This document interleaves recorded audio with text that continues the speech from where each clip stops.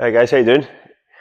These here are the slide boards that I mentioned that you're going to be using a wee bit of this block. So pretty cool. It almost looks like a bit of a Pilates setup here with all the mats, which would be good, wouldn't it? But it's a bit too cold in here, I think, for Pilates. Anyway, you're going to do these exercises with your shoes off, and each board or each wee slide board has got a pair of these sort of slidey socks, I guess you'd call them. So just keep your socks on, obviously. And they're not even socks, they're just sort of slip on bits of material to make it more slidey. So you're going to do a series of exercises. I'm just going to show you the first. I'm going to show you a series of them, but I want to show you this first one.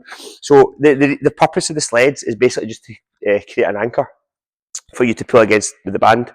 So this first exercise is really good. It's a lateral lunge, but we're introducing the band to really focus on the adductor area, this inside leg. So when you're doing your lateral lunge, this leg working, but the band is also going to incorporate this whole area here, right up into the groin adductor area. This is an excellent exercise for everyone: kids, footballers, rugby players, any sports, anyone really, any sort of strength-based athletes, but also it's also a really good one.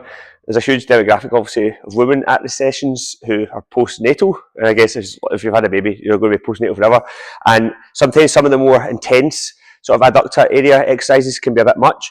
So this is a great one that doesn't put too much pressure on the whole pubic symphysis area without you being able to, and you can sort of gradually build it up. So this is an excellent one. So what you're going to do is it's up to you how far you come out. Obviously, it gets harder. Obviously, the further you go out, the more the band's going to pull you, and then the slides, it's slidey, so it's going to be quite tricky. So you want to basically get to a point where you feel you're able to hold it. Like, this is the furthest I can go. I think if I were to go any further, see how this is starting to slide a little bit, so it's really difficult to maintain your position. Having said that, right now I'm feeling a huge amount of activation going on right in here, this whole area inside legs. So it's excellent, and this is one of the main purposes of it.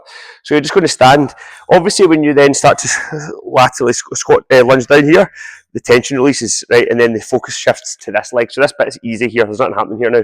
So you're just going to go all the way down as far as you comfortably can, keep this leg straight. So then, as you come up, you're then transferring the focus back onto here. Okay, so very, very tough this.